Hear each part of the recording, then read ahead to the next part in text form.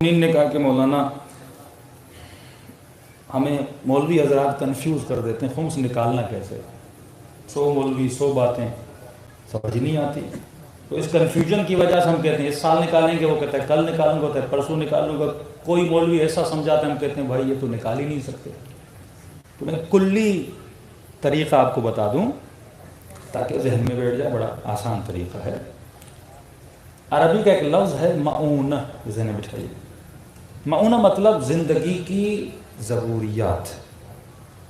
گھر آپ کی ضرورت ہے، گاڑی آپ کی ضرورت ہے، بیٹی کی شادی کرنی ہے اس کا جہیز لینا آپ کی ضرورت ہے، بیٹے کی یونیورسٹی میں ایڈمیشن کرنی ہے اس کی پڑھائی آپ کی ضرورت ہے۔ تو فرماتے ساری ضرورتوں کو نکال، جتنی بھی تیری ضرورت ہیں ان سب کو کیا کر، نکال۔ ایک تاریخ مقرر کر، مثال کے طور پہ اگر بزنس مین ہو جو کلوزنگ ڈیٹ ہے آپ کی، جس دن بزنس آپ کا ختم ہوتا ہے، مائنڈ اپ ہوتا ہے، اینڈ آف دی ایئر رکھتے ہیں وہ رکھ، یا اپنی مرضی کی کوئی ڈیٹ رکھ، یا اگر کوئی فصل اٹھانے والا بندہ ہے، زمیندار ہے، جس مہینے فصل اترتی ہے وہ ڈیٹ بنا، یا کوئی ایسی ڈیٹ مقرر کر، 15 شعبان کی، 15 رمضان کی، 10 محرم کی، جو بھی ڈیٹ تمہارے ذہن میں وہ مقرر کر، اور یہ نیت کر کے ہر سال میں اس ڈیٹ پہ کیا کروں گا،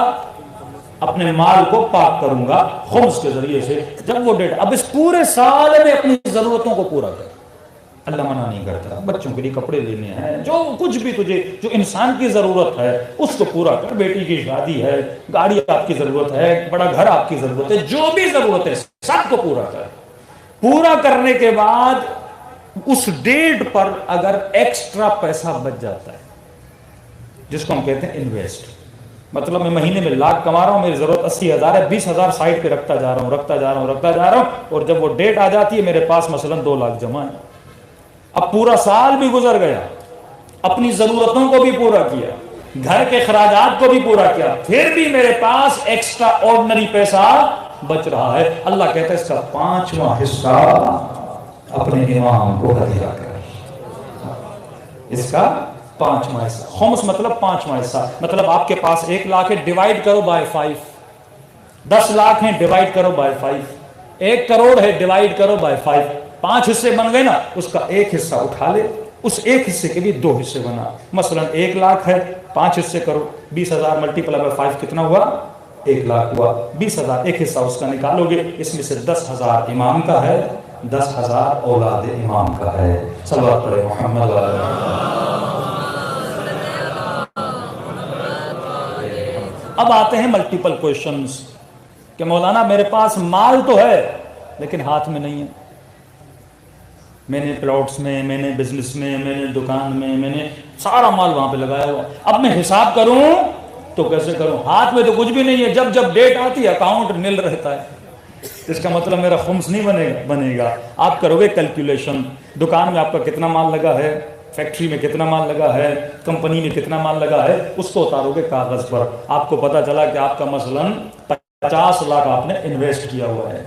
اب 50 لاکھ کو ڈیوائیڈ کرو گے بائی 5، کتنا بنا، مثلا 50 لاکھ کو ڈیوائیڈ کرو گے، اس کا جو خمس نکالو گے وہ آپ کا خمس بن گیا۔ اب کو مولانا میں دے تو نہیں سکتا کیونکہ کیش میرے پاس نہیں ہے، تو پھر کسی وکیل سے اجازت لے کے اس کی قسطیں بنا دو گے،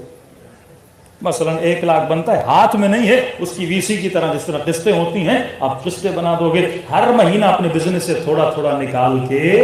وہ دیتے رہو گے، اس طرح مال بھی پاک ہوتا رہے گا، امام بھی راضی ہو جائے گا، اور وہ مال جب گھر لے جاؤ گے، اب یہ بچہ جب کھائے گا تو ایسا ہی بنے گا جیسا علی بن ابی طالب چاہتے ہیں۔ کم از کم اپنے مال کو تو پاک کروں، بڑا آسان ہے۔ اب اگر نہیں بچ رہا سال کے اینڈ پہ کوئی خمس نہیں ہے، کسی نے کہا مولانا میرے پاس 2 گاڑی، میں نے کہا 2 گاڑیاں اگر آپ کی ضرورت ہے یہ بھی معونہ میں آتا ہے، بیٹی کی شادی کرنی ہے، میں نے بینک اکاؤنٹ میں 5 لاکھ رکھے ہوئے ہیں، کچھ مرجع کہتے ہیں اس سے نکلتا ہے، لیکن اکثر یہی ہے کہ بیٹی کی شادی کرنے سائڈ میں رکھا ہوا، اس کا کوئی خمس نہیں ہے کیونکہ آپ نے بیٹی کے جہیز کے لیے پیسہ رکھا ہوا ہے۔ خمس ہے ایکسٹرا پیسے پہ، یعنی سب کچھ خرچ کرنے کے بعد، پیٹ بھرنے کے بعد پھر بھی میرے پاس بچ رہا ہے، اللہ کہتا ہے اب تو حیا کر، اتنا میں نے دیا ہے تھوڑا غریبوں کو بھی دے دیا کر۔ صلوات پڑھے محمد۔ اس کے